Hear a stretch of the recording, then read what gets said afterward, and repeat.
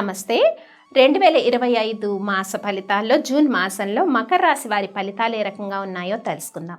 మకర రాశి వారికి కొంత ఈ జూన్ మాసంలో శత్రువులపైన ఆధిపత్యం కానీ, ఎప్పటి నుంచో ఉన్న కోర్టు సమస్యలు ఒక కొలిక్కి రావటము, కొన్ని వివాదాలు పరిష్కారం కావటము, పరిష్కార మార్గంలో ప్రయాణం చేయడం వంటి శుభవార్తలు అయితే కనిపిస్తూ ఉన్నాయి. చాలా వరకు కుటుంబ విషయాల్లో కొంత వ్యతిరేకత అయితే కనిపిస్తూ ఉంది.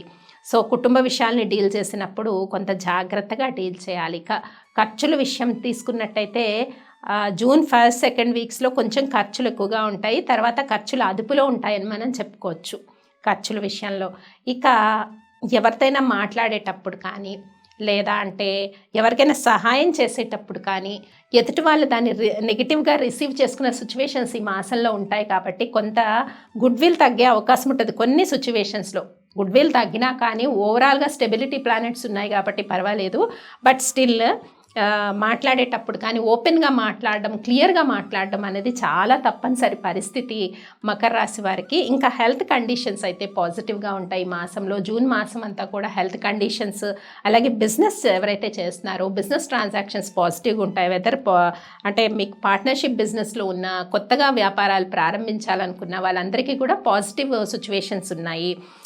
తర్వాత ఇందాక మనం చెప్పుకున్నట్టు రెస్పెక్ట్ విషయంలో కొంత జాగ్రత్త తీసుకోవాలి. ఇంకా ఈ మాసంలో కొంత ధైర్యము, పరాక్రమము, మనోధైర్యము అన్నీ కూడా మకర రాశి వారికి ఎక్కువగానే ఉంటాయని మనం చెప్పుకోవచ్చు.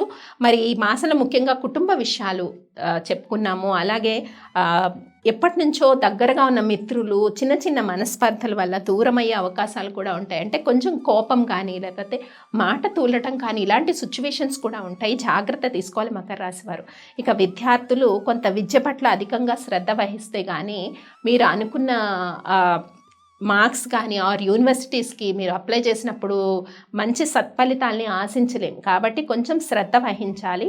అలాగే హౌస్ వైఫ్స్ ఎవరైతే ఉంటారో వాళ్ళకి మానసిక ప్రశాంతత చక్కగా ఉన్నా కూడా కుటుంబ విషయాల్లో కొంచెం ఇబ్బందికరమైన సిచ్యువేషన్స్, మాట తూలడం, ఇలాంటి ఇబ్బందులు ఉంటాయి.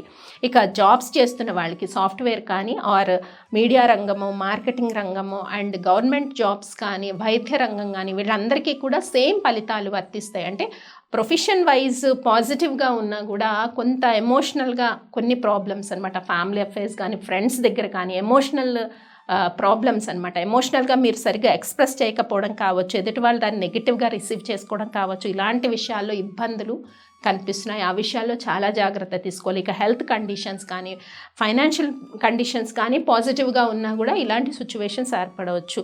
మకర రాశి వారు మరి చేసుకోవాల్సిన పరిహారాల్లో శివారాధన చేయటము, ఈ మాసంలో శివ పంచాక్షరి మంత్రాన్ని పఠించడం వల్ల కొంత ఈ ఎమోషనల్ ఇంబ్యాలెన్స్ అన్నది చాలా వరకు కంట్రోల్ చేయడానికి అవకాశం ఉంటుంది.